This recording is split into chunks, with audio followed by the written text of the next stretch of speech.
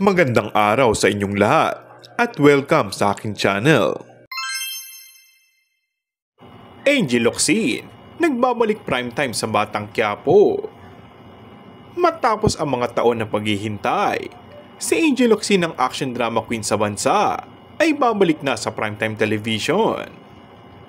Kilala sa kanyang walang kapantay na talento at mapang-akit na presensya sa screen, si Angel ay nakatakdang biyayaan ng mga manonood ng isang groundbreaking na pagganap sa isang kapanapanabik na bagong serye sa ABS-CBN sa susunod na taon.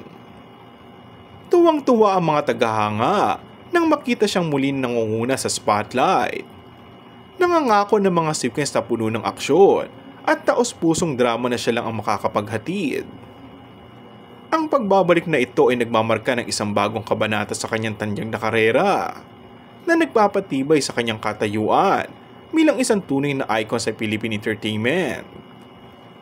Ngayon pa lang ay excited na ang mga fans na muling masilayan sa primetime ang nag-iisang Angel Locsin.